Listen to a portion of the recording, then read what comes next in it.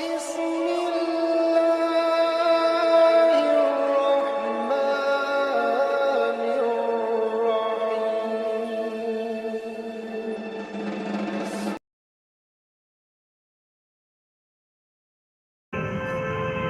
ونعوذ بالله من شرور أنفسنا ومن سيئات أعمالنا.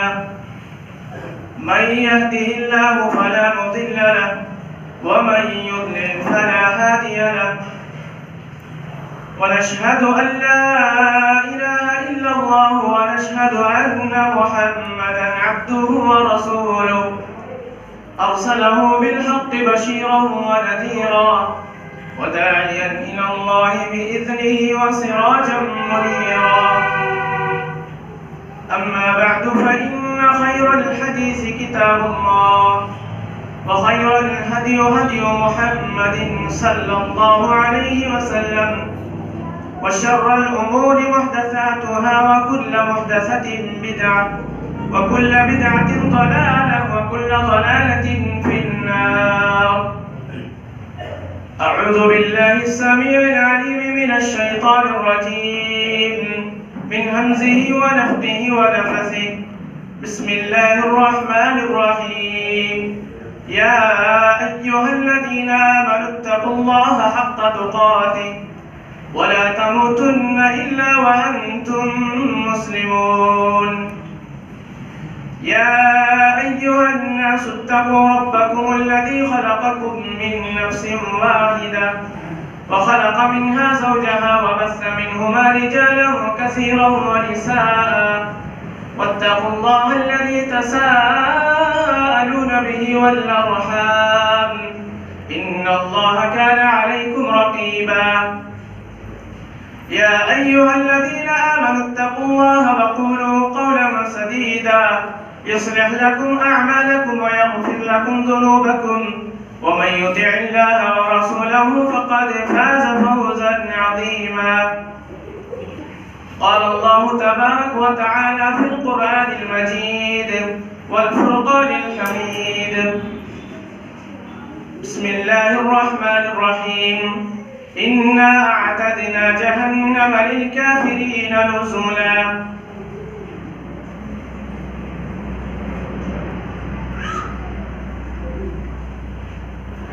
وقال في موضع آخر كلما خبت زدناهم سعيرا. قال النبي صلى الله عليه وسلم ناركم هذه التي يوقد ابن آدم جزء من 70 جزء من حر جهنم. رواه مسلم. ہر قسم کی تعریف حمد و ثنا بزرگی اور کبریائی اس اللہ وحدہ لا شریک لہ کے لیے لائق و زیبا ہے جس نے مجھے اور آپ کو ساری کائنات کو صرف اور 6 دنوں میں پیدا فرمایا. حمد و ثنا اس اللہ رب العالمین کی جس نے مجھے اور آپ کو مسلمان بنایا. حمد و ثنا اس اللہ رب العالمین کی جس نے ہمارے لیے ہواؤں کو مسخر کیا. حمد و ثنا اس اللہ رب العالمین کی جس نے ہمیں زندگی جینے کا طریقہ بتایا. حمد و ثنا اس اللہ رب العالمین کی جس نے ہمیں بے شمار انعام و احسانات سے نوازا. الغرض انبیاء علیہ السلام کو اسی نے بھیجا جس کا سلسلہ آدم علیہ السلام سے لے کر آخر نبی جناب محمد الرسول اللہ صلی اللہ علیہ وسلم تک. ایسے نبیوں پر لاکھوں کروڑوں درود و سلام نازل ہوں جنہوں نے پوری امانتوں کے ساتھ اللہ رب العالمین کے عظیم پیغام دین اسلام کو ہم تک پہنچایا. ورنہ اس بدھ کدے ہندوستان میں نہ جانے ہم کس بدھ کے آگے اپنے ماتھے کو ٹیک رہے ہوتے. لیکن یہ اللہ کا احسان ہے جس نے ہمیں مسلمان بنایا, اسی کے آگے سجدہ کرنے کی توفیق دی. دعا کیجیے اللہ رب العالمین مرتے دم تک توحید پر ثابت قدم رہنے اور اسی کو مضبوطی سے تھامنے کے ہمیں توفیق عطا فرما. معزز سامعین کرام, میں آج کا موضوع حالات کی مناسبت سے ایام جو گردش زمانے سے گزر رہے ہیں, جن ایام میں میرا اور آپ کا گزر ہو رہا ہے, یہ گرمی کا زمانہ کہلاتا ہے. یہاں سے گرمیاں شروع ہونے والی ہیں. جب بھی گرمی کا زمانہ آتا ہے, گرم موسم آتا ہے, انسان بہت پریشان ہو جاتا ہے۔ اس پریشانی سے بچنے کے لیے مختلف تدابیر اختیار کرتا ہے، ٹھنڈی اشیاء کا استعمال کرتا ہے، ٹھنڈی پانی پیتا ہے۔ جس کو اللہ رب العالمین نے مال و دولت سے نوازا، وہ ایئر کنڈیشن کو اپنے گھر سے آراستہ و پیراستہ کرتا ہے۔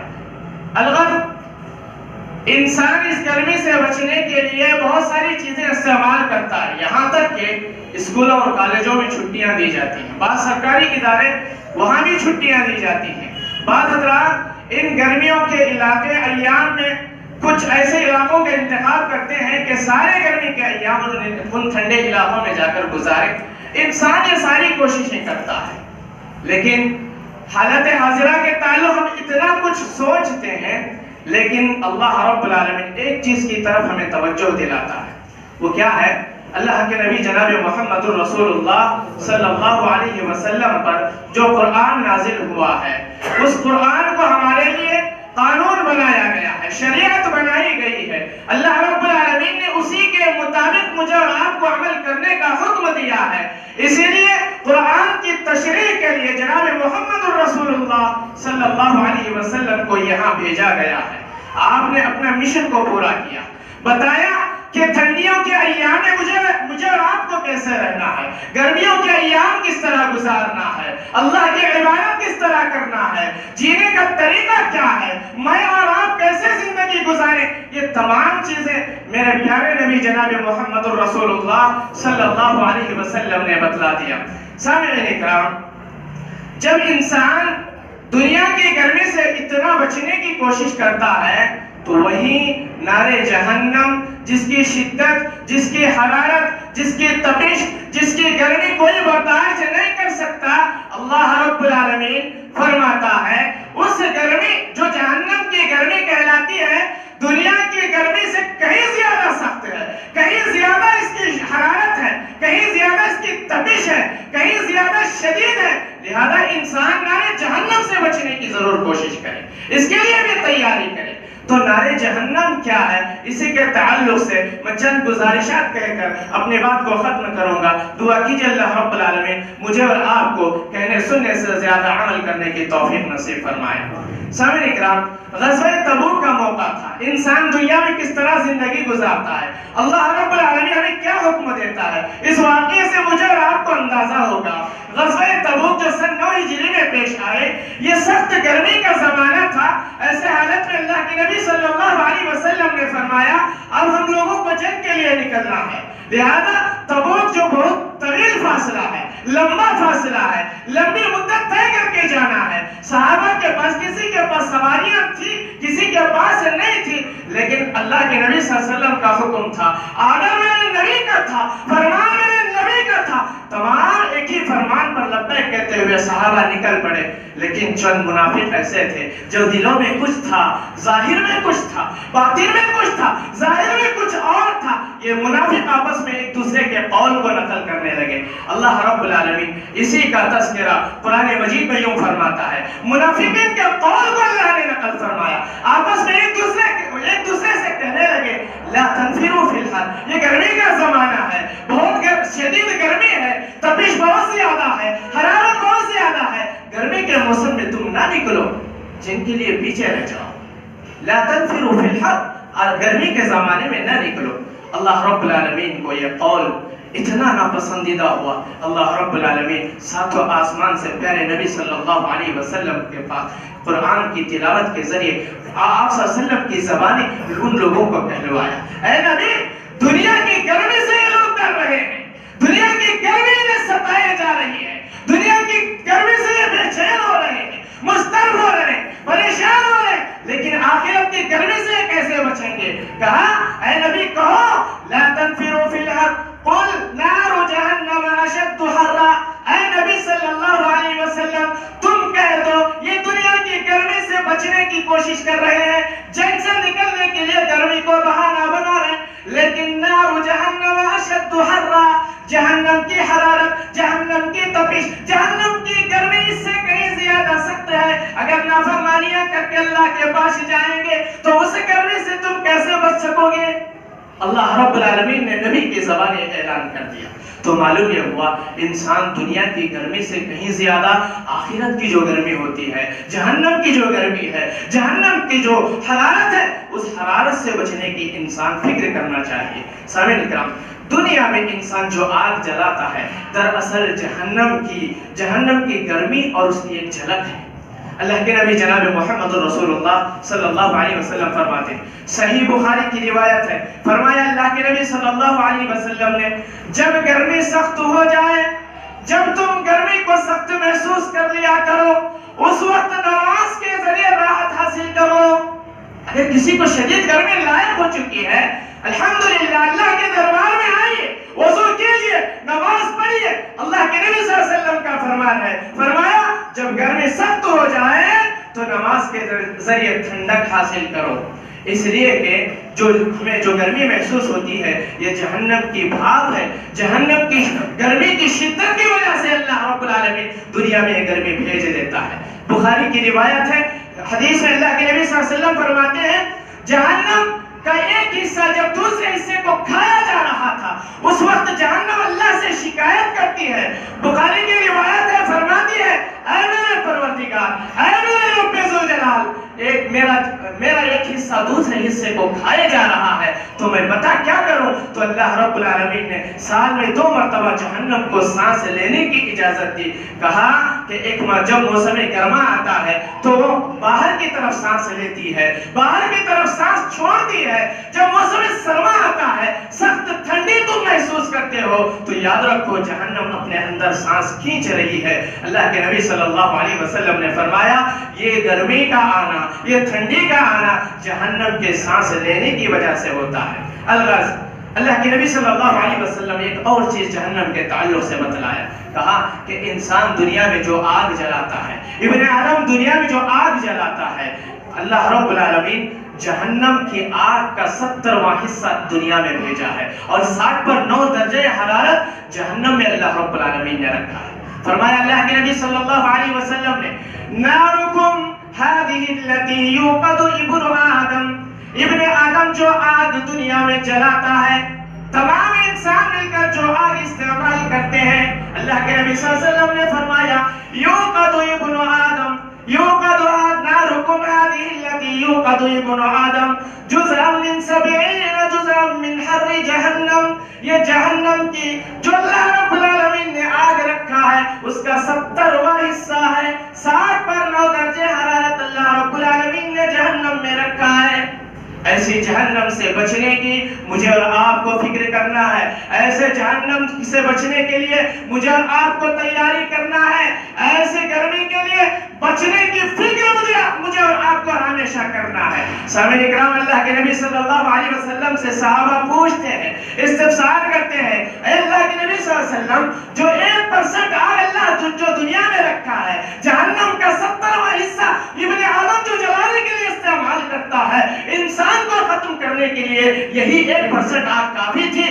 پھر اللہ کے نبی صلی اللہ علیہ وسلم صحابہ کے پوچھنے پر بتاتے ہیں پھر بھی ابن آدم اللہ کے عذاب سے ڈر جائے، اس آگ سے بچنے کی فکر کرے، اس آگ سے بچنے کے لیے دنیا میں زندگی گزارے، اس لیے اللہ رب العالمین نے جہنم میں 70 پر 9 درجے حرارت کی آگ اللہ رب العالمین نے رکھا ہے۔ برادران اسلام، قرآن مجید میں اس آگ کو اللہ رب العالمین نے کئی نام سے یاد کیا۔ کہیں اللہ رب العالمین نے فرمایا النار الکبریٰ، جہنم کی آگ سب سے بڑی آگ ہے۔ کہیں اللہ رب العالمین نے فرمایا نار اللہ الموقدہ، یہ پروردگار کی بھڑکائی گئی آگ ہے۔ کہیں اللہ رب العالمین نے فرمایا نار تلظیٰ، یہ آگ اپنے لوگوں کو اپنے لپیٹ میں لینے والی آگ ہے۔ کہیں اللہ رب العالمین نے فرمایا نار حامیہ، یہ دہکتی ہوئی آگ ہے۔ جہنم کے کئی نام اللہ رب العالمین نے قرآن مجید میں فرمائے۔ سامعین اکرام، اس جہنم سے بچنے کی مجھے اور آپ کو ہر ہمیشہ فکر رہنی چاہیے۔ اللہ کے نبی صلی اللہ علیہ وسلم نے اسی جہنم کے تعلق سے بتایا، کہا مسلم شریف کی روایت ہے جہنم کی آگ مسلسل بھڑکائی جا رہی ہے، کبھی اس کو بجھائی نہیں جاتا۔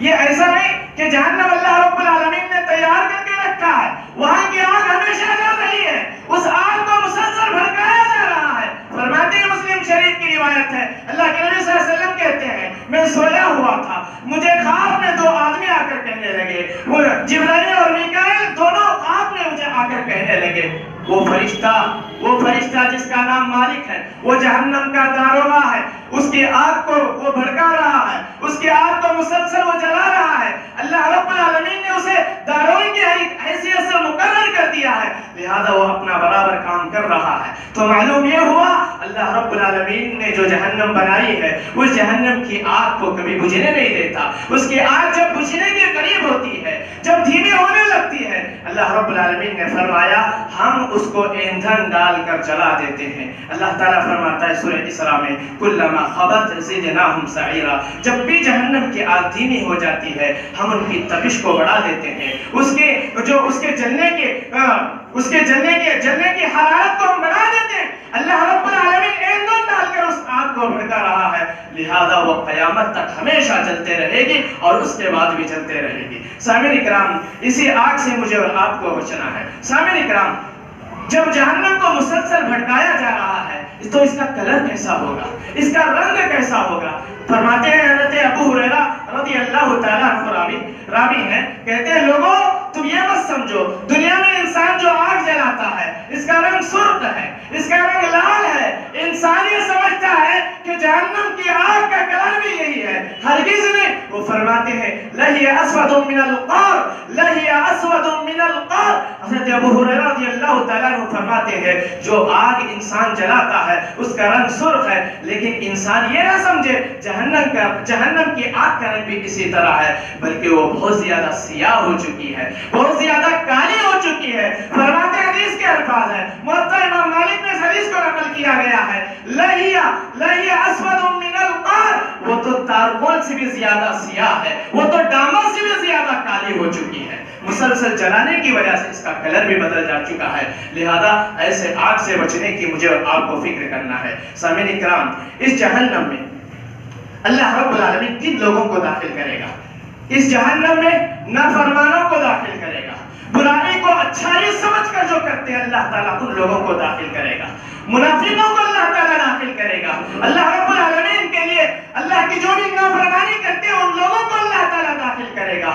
اور یہاں تک کہ ان کا گھر, ان کا اوڑھنا بچھونا, ان کے کپڑے, یہ تمام کے تمام آگ کے بنائے گئے ہیں, لہذا اللہ رب العالمین اپنے نافرمان بندوں کو ان تمام چیزوں سے گزارے گا, ان تمام چیزوں سے ہو کر اس بندے کو جانا پڑے گا. لہذا اس لیے آدمی کو چاہیے, آج جس طرح انسان اچھا کپڑا پہننے کی کوشش کرتا ہے, اچھی دکان جا کر خریدو, انسان کی یہ خواہش ہوتی ہے پیسہ کتنا بھی لگ جائے مجھے عمدہ کپڑا چاہیے, مجھے حسن کپڑا چاہیے, اگر میں اپنے جسم میں زیبتن کر لوں تو لوگ مجھے دیکھ کر کہیں ماشاءاللہ آپ نے کتنا اچھا کپڑا خریدا ہے.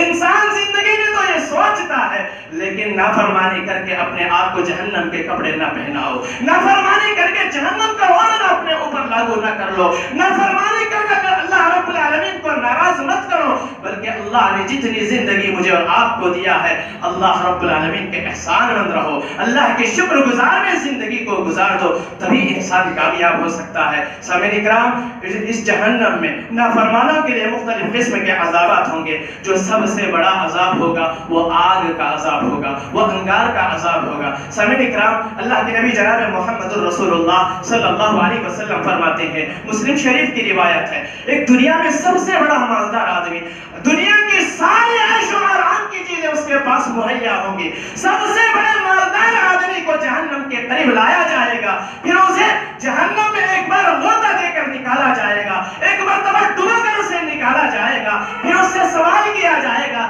اے بندے بتا دنیا میں اللہ نے تجھے ہر عیش و آرام کو عطا کیا تھا, ہر طرح کی مالداری تجھے اللہ نے عطا کی تھی, ہر نعمت سے اللہ تعالیٰ تجھے نوازا تھا, کیا دنیا میں تو نے کتنے سال عیش و آرام کی زندگی گزارا ہے؟ وہ بندہ کہے گا, مسلم شریف کی روایت ہے, صرف ایک مرتبہ جہنم میں ڈال کر نکالنے سے وہ آدمی کہے گا واللہ زندگی میں کبھی میں نے عیش و آرام کی زندگی کو نہیں دیکھا. یہ کس آدمی کا حال ہوگا؟ جو دنیا میں سب سے زیادہ مالدار آدمی کا حال ہوگا. جہنم کتنی خطرناک ہوگی, جو آدمی ہمیشہ اس میں رہے گا, جو آدمی ہمیشہ اس میں جلے گا, اس کا کیا حال ہوگا, اس بات سے آپ اندازہ لگا سکتے ہیں. سامعین کرام, جو معلوم یہ ہوا کہ جہنم بہت خطرناک چیز ہے, جہنم بہت بھیانک چیز ہے، اس سے بچنے کی ہر ایک کو فکر کرنا چاہیے۔ اسی طرح جہنم میں سب سے ہلکا عذاب یہ ہوگا، مسلم شریف کی روایت ہے، اللہ کے نبی جناب محمد رسول اللہ صلی اللہ علیہ وسلم فرماتے ہیں ایک آدمی کو لایا جائے گا، اسے سب سے ہلکا عذاب دیا جائے گا۔ سب سے ہلکا عذاب یہ ہوگا کہ اسے آگ کے جوتے پہنائے جائیں گے، جس کی وجہ سے سر میں بھیجا اس طرح کھول رہا ہوگا جس طرح گرم ہانڈی میں سالن کھولتا ہے، اس طرح اس کا بھیجا کھول رہا ہوگا۔ جس آدمی کو یہ جوتے پہنائے جائیں گے وہ آدمی یہ سمجھے گا جہنم میں سب سے بڑا عذاب مجھے دیا جا رہا ہے۔ غور کرو سامعین، غور کرو، جب ایک جوتے پہن کر آدمی سب سے بڑے عذاب کو محسوس کر رہا ہوگا تو سب سے بڑا عذاب کتنا خطرناک ہوگا۔ سامعین اکرام، اللہ کے نبی جناب محمد رسول اللہ صلی اللہ علیہ وسلم اور بھی بہت ساری باتوں سے ہمیں آگاہ کیا ہے۔ جہنمیوں کو جو گھر دیا جائے گا، جو رہائش گاہ دی جائے گی، رہنے کے لیے جو مکان دیا جائے گا، وہ بھی آگ سے بنا ہوگا، وہ بھی آگ سے بنا ہوگا۔ اللہ تعالیٰ فرماتا ہے سورہ کہف کی 29ویں آیت میں فرماتا ہے اِنَّا أَعْتَدْنَا لِلظَّالِمِينَ نَارًا، ہم نے ظالموں کے لیے ایک آگ تیار کر کے رکھی ہے۔ إِنَّا أَعْتَدْنَا لِلظَّالِمِينَ نَارًا أَحَاطَ بِهِمْ سُرَادِقُهَا، اس کے قناتیں، اس کی دیواریں اس میں جانے والے انسان کو اپنے گھیرے میں لے چکی ہوں گی۔ اللہ رب العالمین جہنمیوں کے لیے جو گھر بنائے گا یہ بھی آگ کا گھر ہوگا، یہ بھی آگ کا محل ہوگا۔ جس انسان کو اللہ رب العالمین کی پرواہ نہیں، قرآن کی پرواہ نہیں، نمازوں سے کوئی واسطہ نہیں، اسلام سے جس کا کوئی تعلق نہیں، ایسے لوگوں کو اللہ تعالیٰ ایسے گھر نصیب کرے گا، ایسے گھر نصیب کرے گا۔ یہ صرف گھر کی بات نہیں، اللہ کے نبی صلی اللہ علیہ وسلم فرماتے ہیں پہننے کے لیے جو کپڑے دیے جائیں گے، پہننے کے لیے جو لباس دیا جائے گا، وہ لباس بھی آگ کا ہوگا۔ اللہ تعالیٰ فرماتا ہے فَالَّذِينَ كَفَرُوا قُطِّعَتْ لَهُمْ ثِيَابٌ مِّن نَّارٍ، جن لوگوں نے کفر کیا، جن لوگوں نے راہ حق سے بھٹک لیا، جو راہ فرار اختیار کی، اسلام سے منہ موڑا، اسلام سے پیٹ پھیرا، ایسے نافرمانوں کے لیے کفروا قطعت لهم ثياب من نار، آگ کے کپڑے پہنائے جائیں گے، آگ کے کپڑے پہنائے جائیں گے۔ اللہ تعالیٰ صاف طور پر اعلان کر دیا جو لوگ اللہ کی نافرمانی کرتے ہیں، جن لوگوں نے کفر کی راہ اختیار کی، ایسے لوگوں کو اللہ تعالیٰ جہنم میں آگ کے کپڑے پہنائے گا۔ سامعین اکرام، جہنم میں جب انسان آگ میں جل جل کر تنگ آ جائے گا، اوڑھنا طلب کرے گا، آرام کرنا چاہے گا، بچھونا طلب کرے گا، اللہ تعالیٰ فرمائے گا ان کا اوڑھنا بھی بچھونا دونوں کے دونوں آگ سے بنائے جائیں، پھر ان کو دیا جائے۔ اللہ تعالیٰ فرماتا ہے سورہ زمر کی آیت نمبر 16 میں لَهُم مِّن فَوْقِهِمْ ظُلَلٌ مِّنَ النَّارِ وَمِن تَحْتِهِمْ ظُلَلٌ، ان کے اوپر سے آگ کا سائبہ کر دو، ان کے نیچے سے آگ کے سائبہ کر دو، ان کا اوڑھنا بچھونا دونوں آگ سے بنائے جائیں گے۔ لہذا جہنمیوں کو اوڑھنا دیا جائے گا جو اللہ نے جہنم میں تیار کر کے رکھا ہے، وہ بچھونا دیا جائے گا جو اللہ رب العالمین نے جہنم میں جہنمیوں کے لیے تیار کر کے رکھا ہے۔ تو معلوم یہ ہوا جہنمیوں کو بڑا خطرناک عذاب دیا جائے گا۔ سامعین اکرام، اسی طرح یاد رکھیے اللہ تعالیٰ فرماتا ہے جب انسان آگ میں جل جل کر تھک جائے گا، انسان آگ میں جل جل کر تھک جائے گا، راحت و آرام پانا چاہے گا، انسان جب دھوپ میں چل رہا ہو، انسان سوچتا ہے کہیں سایہ مجھے نظر آ جائے، کہیں جھاڑ مجھے نظر آ جائے تاکہ میں اس کے نیچے بیٹھ کر آرام پالوں، تاکہ مجھے تھوڑی ٹھنڈک محسوس ہو جائے، تاکہ مجھے تھوڑا آرام مل جائے۔ انسان یہ سوچتا ہے اور سایہ تلاش کرتا ہے۔ جہنم میں بھی اسی طرح جب لوگ جل جل کر اگتا جائیں گے تو سائے کو تلاش کریں گے، سائے کو تلاش کریں گے، وہاں پر ایک دھواں ہوگا، وہاں پر ایک دھواں ہوگا، اس کا سایہ پڑ رہا ہوگا، انسان اس سائے میں جا کر راحت حاصل کرنا چاہے گا۔ اللہ رب العالمین نے اس کا نقشہ سورہ مرسلات میں کھینچا ہے انطلقوا الی ما کنتم بہ تکذبون، جو جھٹلایا کرتے تھے وہ دیکھیں گے دھواں کا ایک سایہ نظر آئے گا۔ انطلقوا الی ظل ذی ثلاث شعب، تین شاخوں والا جو دھواں رہے گا اس کے سائے میں جانا چاہیں گے، اس کے چھاؤں میں پناہ لینا چاہیں گے۔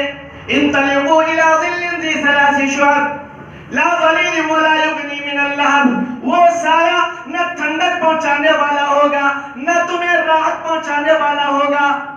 الٹے جہنم جب وہ دھوئیں کے سائے میں آنا چاہیں گے، بڑے بڑے محل کے مانند شعلے اور انگارے اس آدمی پر پھینکیں گے، جہنمی پر پھینکیں گے۔ وہ آدمی ان انگاروں سے بچنے کے لیے بھاگتا رہے گا۔ وہ انگارے کیسے ہوں گے؟ فرمایا کأنہ جمالۃ صفر، گویا وہ انگارے اتنے بڑے بڑے ہوں گے، وہ زرد سیاہ اونٹ ہیں، وہ زرد سیاہ اونٹ ہوں گے جو شعلے اس جہنمی کا پیچھا کریں گے۔ اللہ رب العالمین اس طرح کی سزائیں جہنمیوں کو عطا کرے گا۔ معزز سامعین اکرام، جہنم بہت خطرناک چیز ہے، جہنم بہت خطرناک چیز ہے۔ آپ قرآن پڑھیے، اسلاف کی زندگی پڑھیے، جہنم کو یاد کر کے کس طرح رویا کرتے تھے۔ میں عائشہ رضی اللہ تعالیٰ عنہ، ہماری امت کی ماں عائشہ رضی اللہ تعالیٰ عنہ اس جہنم کو یاد کر کے اکثر رویا کرتی تھی۔ عمر بن خطاب رضی اللہ تعالیٰ عنہ کا معاملہ، جب بھی قرآن پڑھتے عذاب والی آیت آ جاتی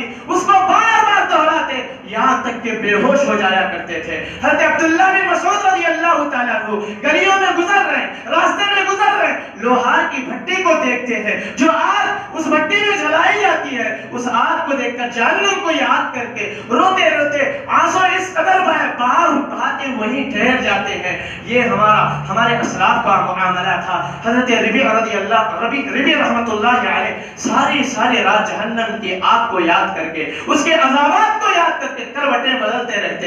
آخر ایک مرتبہ بیٹی نے آ کر پوچھ لیا، اے ابا جان، ساری دنیا آرام کی نیند سو رہی ہے، عیش و آرام میں ہے، مست نیند کے مزے لوٹ رہی ہے، اور آپ ہیں بار بار کروٹیں بدل رہے ہیں، میں کئی دن سے آپ کو نوٹ کر رہی ہوں۔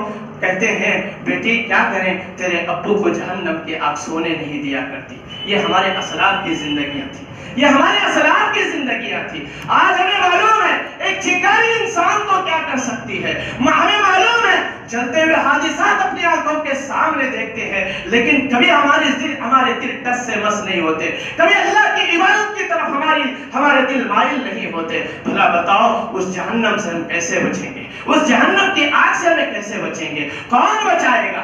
وہی حال اللہ تعالیٰ بیان فرماتا ہے، جب انسان کو اللہ رب العالمین اس طرح کے عذابات دے گا تو انسان آخرکار رشوت دینا چاہے گا، اللہ کے دربار میں رشوت دینا چاہے گا۔ اس کا نقشہ اللہ رب العالمین نے سورہ معارج میں کھینچا، سورہ معارج میں اللہ رب العالمین بڑی ہی بہترین انداز میں کھینچا۔ فرمایا انسان اس دن رشوت دینا چاہے گا، پہلے اللہ سے درخواست کرے گا، اے اللہ اس سے نکلنے کی کوئی تو راہ ہوگی، اے میرے پروردگار فاعترفنا بذنوبنا فهل الى خروج من سبيل۔ اللہ تعالیٰ ان کے قول کو نقل کرتا ہے، فرماتا ہے فاعترفنا بذنوبنا، جہنم میں رہنے والے، جہنم میں چلنے والے جب اپنے عذاب کو یاد کر لیں گے، ان عذابات سے اٹھا جائیں گے، اللہ تعالیٰ سے کہیں گے اے اللہ ہم نے گناہ کیا تھا، یقین مانو میں ساری زندگی اپنے تیری نافرمانی میں گزار دی تھی، اے اللہ اب ہم پر رحم فرما، فَهَلْ إِلَىٰ خُرُوجٍ مِّن سَبِيلٍ، اس جہنم سے نکلنے کا راستہ بتا۔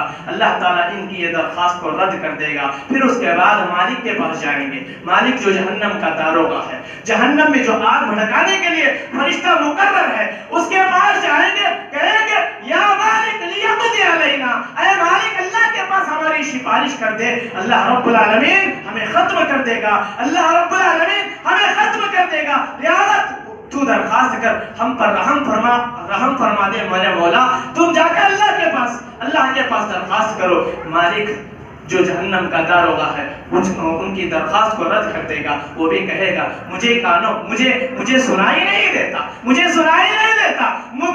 کچھ اللہ رب العالمین نے یہ حکم دیا ہے جب آگ دھیمی ہو جائے تو میرا بڑھانے کا کام ہے، اسے مسلسل بھڑکانے کا مجھے کام دیا گیا ہے، لہذا میں اسی کام پر مامور ہوں۔ جب مالک بھی ان کی درخواست کو رد کر دے گا، اس کے بعد اللہ کے دربار میں رشوت دینا چاہیں گے۔ رشوت کسے دیں گے؟ انسان آج جنہیں عزیز سمجھتا ہے، انسان جنہیں اپنے دل و جان سے چاہتا ہے، انسان اپنی محبتوں میں شرسا، اگر کوئی باپ اپنے بیٹے سے محبت کرتا ہے، دنیا کی کوئی سی بھی چیز پر ہاتھ رکھتے وہ باپ لانے کے لیے تیار ہو جاتا ہے۔ یہ باپ بیٹے کی محبت، بیٹی کی محبت، بیٹی باتیں باپ کے سر اور آنکھوں پر منظور. بیوی سے کس قدر محبت ہے, بیوی کے لیے اپنے ماں باپ تک کو قربان کرنے کے لیے انسان تیار ہو جاتا ہے. لیکن یہ محبتیں, یہ الفتیں, یہ جو ہمارے جو ربط و ضبط رہتے ہیں, یہ ہمارا باہمی تعلقات اللہ کے پاس کوئی کام نہیں آئیں گے. جہنمی جا کر جو اللہ سے درخواست کرے گا, اے اللہ میرے جہنم سے بچنے کی کوئی تو راہ ہوگی. اے اللہ میری طرف سے میں نے جو گناہ کیا ہے اس گناہ کے بدلے میرے بچوں کو رکھ لے, میری بیوی کو رکھ لے, میرا خاندان جو قبیلہ جو دنیا میں مجھے پناہ دیا کرتا تھا, ہر بات میں اگر مجھے سپورٹ کیا کرتا تھا, اے اللہ اس خاندان کو تو رکھ لے, لیکن مجھے اس عذاب سے نجات دے. اللہ کیا کہے گا؟ فرمایا اللہ رب العالمین نے, کلا انہا لظا, ہرگز نہیں وہ آگ سب کو اپنے لپیٹ میں لے لے گی, اپنے گہرے میں لے لے. یاد رکھیے یہ جہنم کا عذاب بڑا سخت ہے.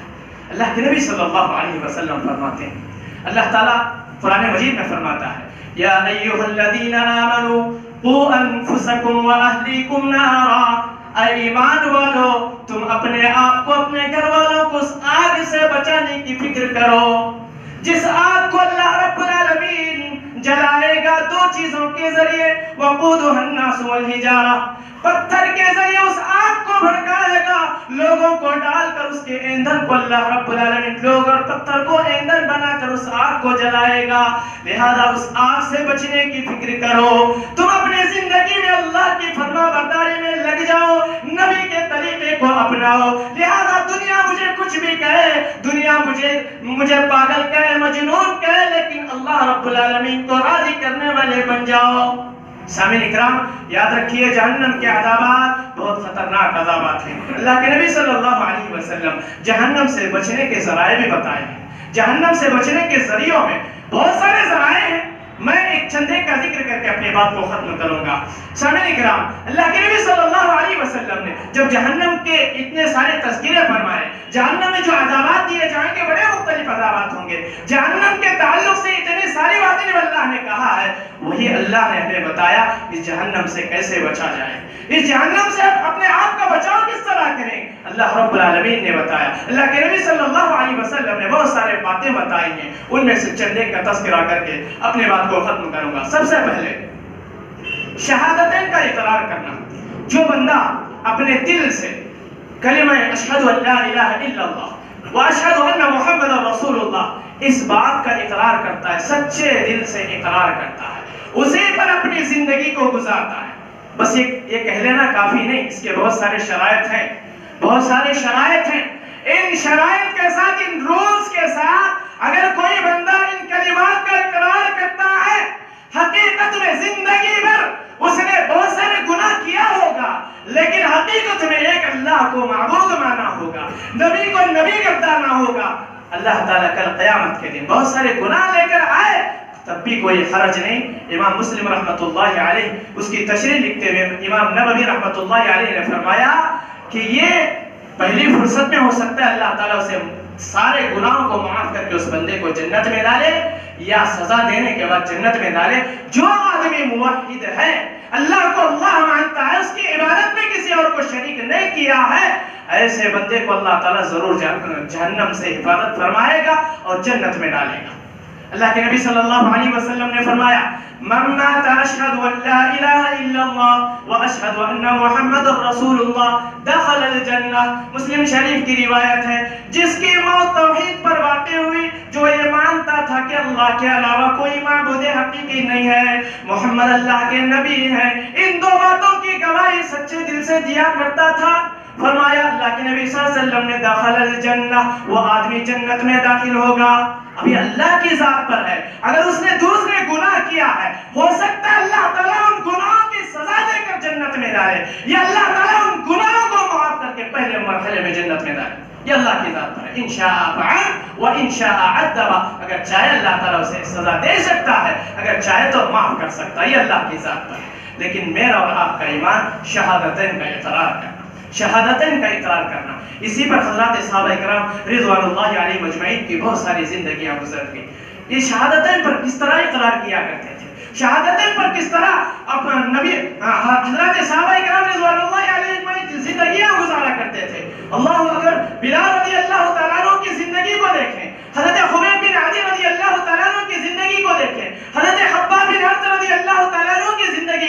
دیکھیں، عثمان بن عفان رضی اللہ تعالیٰ عنہ کی زندگی کو دیکھیں، اور خواتین میں حضرت سمیہ رضی اللہ تعالیٰ عنہ، حضرت زنیرہ رضی اللہ تعالیٰ عنہ، حضرت لینا رضی اللہ تعالیٰ عنہ، حضرت افلاح رضی اللہ تعالیٰ عنہ، اور بھی بہت سارے صحابیات ہیں جنہیں اسلام لانے کی بنیاد پر، شہادتین کا اقرار کرنے کی بنیاد پر کس طرح ظلم و ستم کیا گیا، کس طرح ان پر ظلم کے پہاڑ توڑے گئے۔ یہ شہادتین کا اقرار کرنا معمولی بات نہیں، ان شرائط کے ساتھ زندگی گزارنا معمولی بات نہیں۔ آدمی کو وہ چیزیں بھی کرنا ہوگا جو انسان کو ناپسند ہوتی ہو۔ انسان کو کون سی چیز ناپسند ہے؟ گہری نیند میں سویا ہوا ہے، بہت اچھا خواب دیکھ رہا ہے، ایسے حالت میں حی علی الصلاۃ کی صدا آواز اپنے کانوں سے ٹکراتی ہے، یا باپ اس کو اٹھا رہا ہے، بھائی اس کو اٹھا رہا ہے، ماں اس کو جگا رہی ہے، بیٹا چلو اذان کا وقت ہو چکا ہے، مؤذن بلا رہا ہے، اللہ اکبر۔ ایسی گہری نیندوں کو قربانی دے کر آنا، یہ شرط اول ہے شہادتین کا اقرار کرنے کے بعد، یہ شرط اول ہے۔ ان چیزوں کی قربانی دینا ہوتا ہے۔ مالدار ہے، اللہ صاحب حیثیت بنایا ہے، صاحب مال اللہ تعالیٰ بنایا ہے، مال و متاع سے اللہ تعالیٰ نوازا ہے۔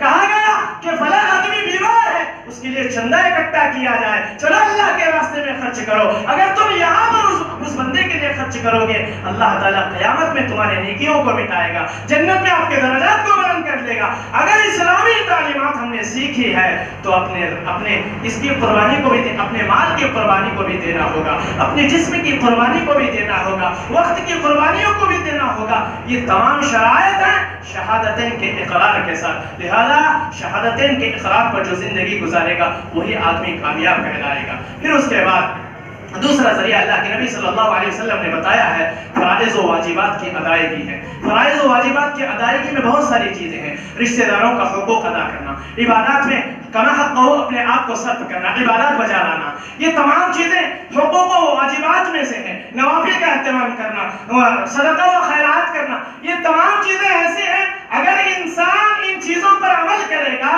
اللہ تعالیٰ اسے جہنم سے بچائے گا، اللہ تعالیٰ اسے جہنم سے دور رکھے گا۔ اللہ کے نبی صلی اللہ علیہ وسلم سے ایک آدمی آ کر سوال کرتا ہے، اے اللہ کے نبی صلی اللہ علیہ وسلم مجھے ایسی چیز بتلائیے کہ میں جس کے کرنے سے جنت سے قریب ہو جاؤں اور جہنم سے دور ہو جاؤں۔ اللہ کے نبی صلی اللہ علیہ وسلم چار چیزیں وہاں پر بتلاتے ہیں، کہتے ہیں شہادتین کا اقرار کرنا، دوسرا نماز کو قائم کرنا، مال کی زکوٰۃ ادا کرنا، چوتھی چیز اللہ کے نبی صلی اللہ علیہ وسلم بتاتے ہیں رشتہ داروں کے حقوق ادا کرنا، صلہ رحمی کرنا۔ اللہ کے نبی صلی اللہ علیہ وسلم چار چیزیں یہاں پر بتلائے، تو معلوم یہ ہوا اگر کوئی بندہ فرائض و واجبات کی ادائیگی میں کما حق و زندگی گزار رہا ہے اللہ تعالیٰ اسے جہنم سے بچائے گا، جنت سے قریب اللہ کے نبی صلی اللہ علیہ وسلم نے فرمایا جنت سے قریب وہ بندہ ہو جائے گا جو ان چار چیزوں پر اپنی زندگی کو گزارے گا۔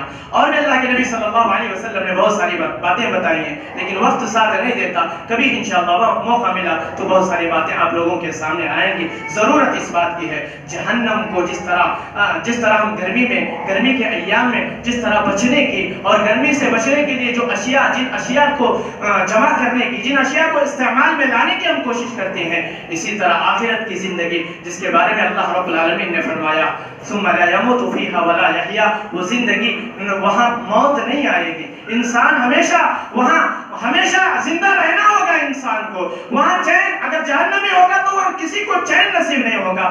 اس زندگی کے لیے مجھے آپ کو تیاری کرنا ہے۔ اللہ تعالیٰ فرماتا ہے ان باتوں کو جہنم کا تذکرہ کرنے کے بعد سورۃ الاعلیٰ میں فرماتا ہے وہ پھر بھی بل تؤثرون الحیات الدنیا، انسان کیا کرتا ہے اتنا سب کچھ سنتا ہے، اتنے حادثات اپنی آنکھوں سے دیکھتا ہے، پھر بھی کس کو ترجیح دیتا ہے؟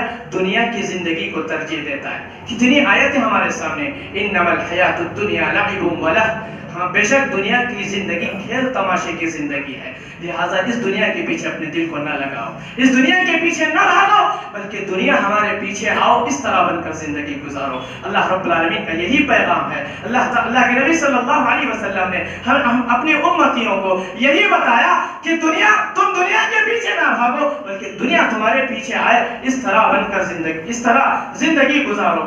انہی چند کلمات پر اتفاق کرتے ہیں میں اللہ رب العالمین سے دعا کرتا ہوں اللہ رب العالمین مجھے اور آپ کو کہنے سننے سے زیادہ عمل کرنے کی توفیق عطا فرما. جتنی باتیں یہاں پر جہنم کے تعلق سے بتائی ہیں ان باتوں پر غور کرنے اور جہنم سے بچنے کے جو بھی ذرائع ہیں ان کو اپنانے کی توفیق عطا فرما. مساجد کی حفاظت کرنے کی ہمیں توفیق عطا فرما. مساجد کو آباد کرنے کی ہمیں توفیق عطا فرما. اسلام پر مکمل عمل کرنے کی توفیق عطا فرما. ہماری عبادات کو قبول فرما. ہمارے جو بھی عبادات ہیں جميع عبادات کو قبول عطا فرما. اللہ ہمیں اتحاد و اتفاق پیدا فرما. ہمیں اتحاد و اتفاق پیدا فرما. اسلام سے جو دور ہیں اللہ تعالیٰ انہیں اسلام کو جاننے اس پر عمل کرنے کی توفیق عطا فرما. جب تک ہم دنیا میں رہیں ایمان و اسلام کی زندگی ہمیں نصیب فرما. جب اس دنیا سے رخصت ہو رہے ہوں ہماری زبانوں پر کلمہ لا الہ الا اللہ عطا فرما. ہمیں جو مجبور ہیں ان کی مجبوریوں کو دور عطا فرما. اللہ ہمیں جو مقروض ہے اللہ غیر سے ان کا تعاون عطا فرما. ہمیں جو بیمار ہیں ان کی شفا کل واجل عطا فرما. اے اللہ ہمیں پریشان حال ہیں جو ان کی پریشانیوں کو دور عطا فرما. جہاں بھی مسلمانوں کو ستایا جا رہا ہے اے اللہ مسلمانوں کی حفاظت عطا فرما. اے اللہ مسلمانوں کی حفاظت عطا فرما. ہمارے درمیان رحمتوں کی بارش کا نزول عطا فرما. ہمارے درمیان رحمتوں کی بارش کا نزول عطا فرما. اللہ جتنے مسائل ہمارے لیے پیچیدہ ہیں ان مسائل کا حل تلاش کرنے کی توفیق عطا فرما. ان مسائل کا حل ہمیں بتا دے. ان مسائل کے حل کو تلاش کرنے کے لیے کوششیں کرنے کی توفیق عطا فرما. اقول قولی ھذا استغفر اللہ لی ولکم ولسائر المسلمین من کل ذنب واتوب الیہ.